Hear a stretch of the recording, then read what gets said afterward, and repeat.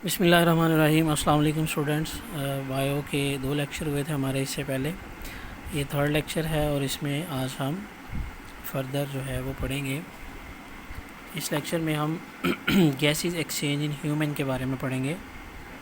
ठीक है, यहाँ आपको नीचे नज़र आ रहा है गैसेस एक्सचेंज इन ह्यूमन।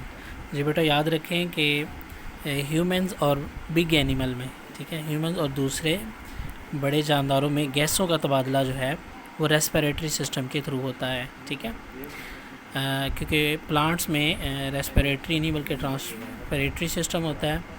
वो उसके बारे में लास्ट लेक्चर में हम पढ़ चुके हैं।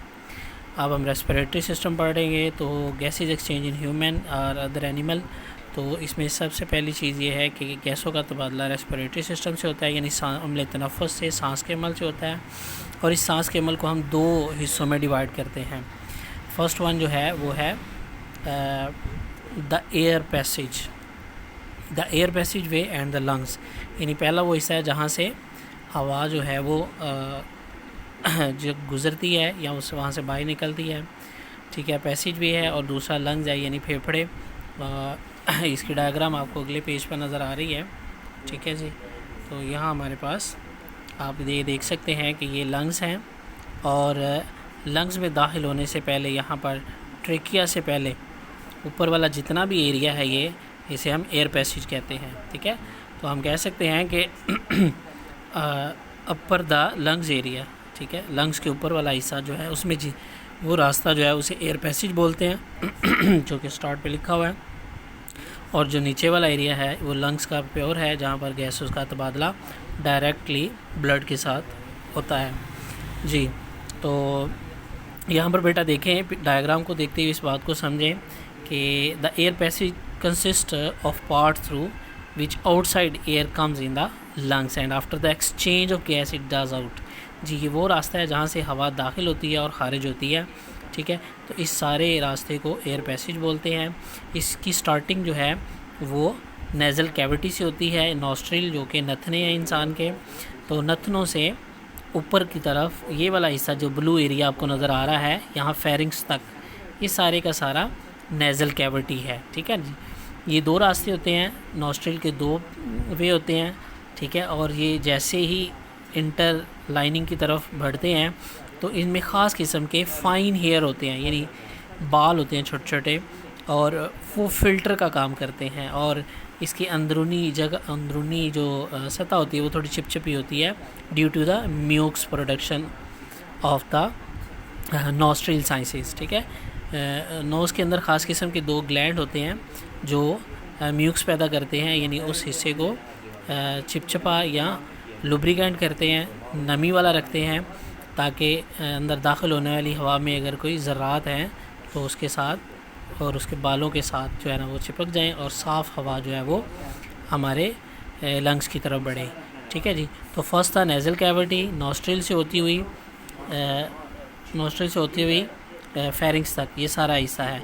तो ये फेरिंग्स से ऊपर इसे नैरो नेज़ल कैविटी बोलते हैं, यहाँ बिल्कुल तंग रास्ता हो जाता है, तो ये आगे खुलती है फेरिंग्स में।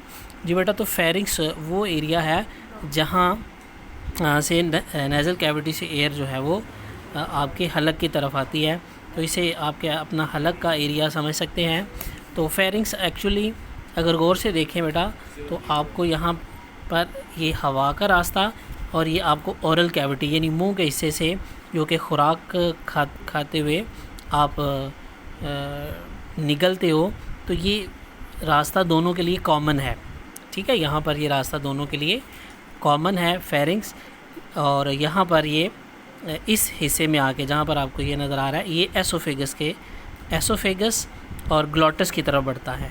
ठीक है जी, ये ग्लॉटस है जो फेफड़ों की तरफ जाएगा और ये एसोफेगस है जो आपके स्टमक की तरफ जाएगा। ठीक है, तो ये फेरिंग्स एक कॉमन पैसेज वे है for both respiratory system and digestive system. ठीक है जी, तो आगे बढ़ते हैं। तो फेरिंग्स का हिस्सा जब यहाँ से आगे बढ़ता है तो ग्लॉटिस का हिस्सा शुरू होता है जिसे हम लैरिंक्स भी बोलते हैं। ठीक है, और इसको वॉइस बॉक्स के लिए भी इस्तेमाल किया जाता है, मीन कि इसे वॉइस बॉक्स भी बोलते हैं। इसमें ख़ास किस्म के वोकल कॉर्ड होते हैं जैसे ही आप बोलते हो तो ये वाइब्रेट करते हैं। अगर आप बात करते हुए आप अपने गले में, गले की यानी आपकी चिन के नीचे जो आपका ये वाला एरिया है, यहाँ पर हाथ रखें तो आपको बोलते हुए इसके अंदर वाइब्रेशन जो है वो महसूस होगी। ठीक है, तो इसे वॉइस बॉक्स भी बोलते हैं।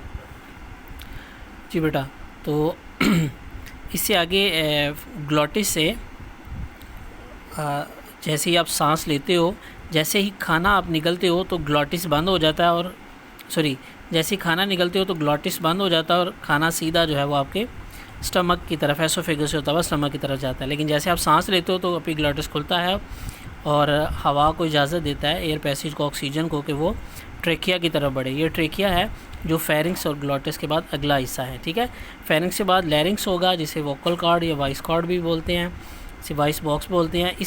इससे अगला हिस्सा जो है वो ट्रेकिया है। ठीक है, तो आप कह सकते हैं कि फेरिंग्स और ट्रेकिया तक का ये जो रास्ता है ये हमारे लिए वॉइस बॉक्स का भी काम करता है।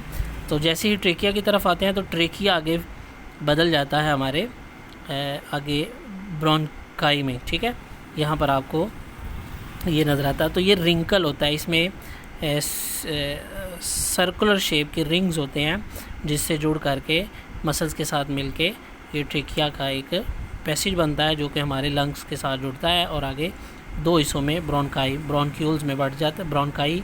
दो ब्रोंकाई निकलते हैं जो आगे बहुत सारी छोटी टीनी ब्रोंक्यूल्स में बदल जाता है। ठीक है, ये ब्रोंक्यूल्स आपको नज़र आ रहे हैं, और इन ब्रोंक्यूल्स के एंड पर लास्ट एंडिंग जो है, every bronchioles ending is consist of alveoli, sacs of alveoli. ठीक है, ये छोटे छोटे अंगूर के गुच्छों की तरह बने हुए आपको नज़र आएंगे। ये असल में ये वो बुनियादी पॉइंट हैं, ये वो बुनियादी हिस्सा है जहाँ से गैसेस जो हैं वो ट्रांसफ़र होती हैं हमारे ब्लड में, और ब्लड से जो है कार्बन डाइऑक्साइड को वसूल करती हैं। ठीक है, इन्हें जी इसको गौर से डायग्राम को देखें आप, तो जी इस डायग्राम को थोड़ा जूम कर लेते हैं हम। ठीक है, अब यहाँ पे इसे गौर से देखें तो इस डायग्राम को देखते हुए आपको इसके अंदर इस एल्वुलाई में खून की दो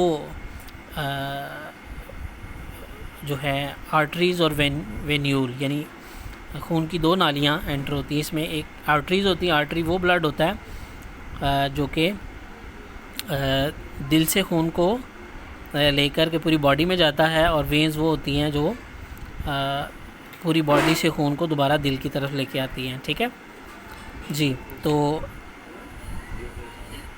जो पूरी बॉडी से खून आ रहा होता है वेन्स के थ्रू, वो जब लंग्स में आती हैं तो इसमें ऑक्सीजन जो है वो ऐड कर दी जाती है। ठीक है, यानी ऑक्सीजन ऐड कर दी जाती हैं, और जो दूसरी होती हैं